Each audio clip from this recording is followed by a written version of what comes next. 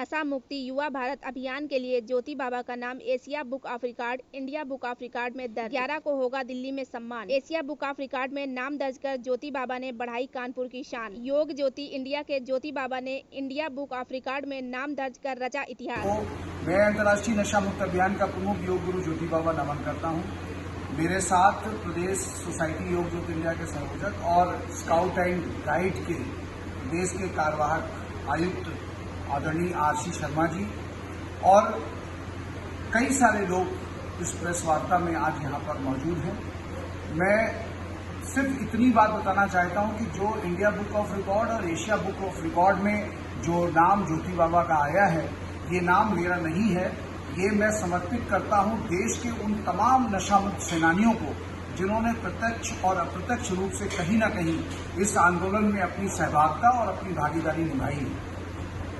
जैसा कि हम सभी लोग जानते हैं कि आज जिस प्रकार से माहौल डेवलप हो रहा है, कानपुर में आज 400 के पार हुक्का बार हो चुके हैं और ऐसा लगता है जैसे कोई दूसरा बिजनेस रह ही नहीं गया है और हर एक बिजनेसमैन को एक ही बिजनेस दिखाई पड़ता है कि हुक्का बार खोलो और शराब की स्पेशल दुकानें खोलो। मैं समझ नहीं पा रहा हूँ कि ये वही गांधी का देश है, ये वही गौतम का देश है, ये राम का देश है, ये कृष्ण का देश है। तो निश्चित तौर से कहीं ना कहीं हम अपनी संस्कृति से, अपनी जड़ों से कहीं ना कहीं कटाव हुआ। हम अपने नौजवानों को, अपने युवाओं को वो नहीं दे सके जिनके कारण पूरे विश्व में हम विश्व के धर्मगुरु के रूप में जाने जाते थे, विश्व के आध्यात्मिक गुरु के रूप में जाने जाते थे। आज हम सब लोगों को मिलकर के अपने कानपुर शहर किस नाम से जाना जा रहा है दुनिया में कि सबसे ज्यादा जो सर्विकल फाइब्रोसिस कैंसर के जो पेशेंट्स हैं वो कानपुर में है। सबसे ज्यादा प्रदूषण का जो एरिया है वो कानपुर में है और सबसे ज्यादा टीबी और लंग्स के जो रोगी हैं वो कानपुर। इस प्रकार के खिताब लेकर के जो कानपुर वीरांगनाओं की धरती रहा है, जो कानपुर स्वतंत्रता संग्राम सेनानियों की धरती रहा है, जो कानपुर साहित्यकारों कवियों की धरती रहा है, उस कानपुर में अगर इस प्रकार की चीजें निकल करके दुनिया में जाती हैं तो ये उन तमाम सारे बुद्धिजीवियों के लिए सोचने की बात है जो ये कहते हैं कि मैं कानपुर वासी हूँ। और हम लोग तो अल्लाह में कहते हैं कि कनपुरिया दुनिया में जो कर सकता है, दुनिया में कहीं चला जाए, अगर वो कनपुरिया है तो अपनी व्यवस्थाएं बेहतर बनाने में वो कामयाब हो जाता है। आपके चैनल के माध्यम से ज्योति बाबा हाथ जोड़ करके निवेदन करते हैं कि ये अभियान, ये जो आपको पुरस्कार मिला है, इस पुरस्कार से इस अभियान को और बल मिलेगा। 11 तारीख को दिल्ली में फरीदाबाद में एक वृहद भव्य सम्मान समारोह हो रहा है जिसमें बाबा को ये सम्मान दिया जाएगा।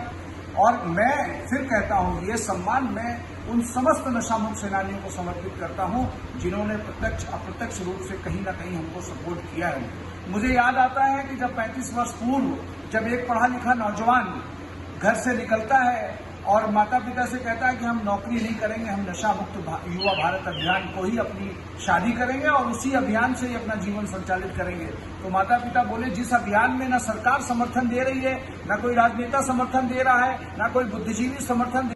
आरसी शर्मा जी, ज्योति बाबा जी ने जो रिकॉर्ड बनाया है, आप उसके बारे में क्या कहना चाहते हैं? देखिए, मैं कुछ पुरानी बातों को दोहराना चाहूंगा। जैसे कि हमारे गौतम बुद्ध थे, तो गौतम बुद्ध ने क्या किया कि किसी एक लक्ष्य को प्राप्त करने के लिए उन्होंने दुनिया को छोड़ा। इसी प्रकार से आप देखिए हमारे माननीय मोदी जी हैं, आप देखिए देश की अखंडता, संप्रभुता और देश को शीर्ष स्थान पर पहुंचाने के लिए उन्होंने सब भर का त्याग किया और वही दर्शन मैं ज्योति बाबा में देखता हूँ। ज्योति बाबा ने बहुत शुरू से ही अपने सारे घर बार को छोड़ करके एक मिशन बनाया और ऐसा मिशन जो कि मैं समझता हूं कि मैंने किसी भी शहर में इतना सजीवता के साथ मैंने नहीं देखा।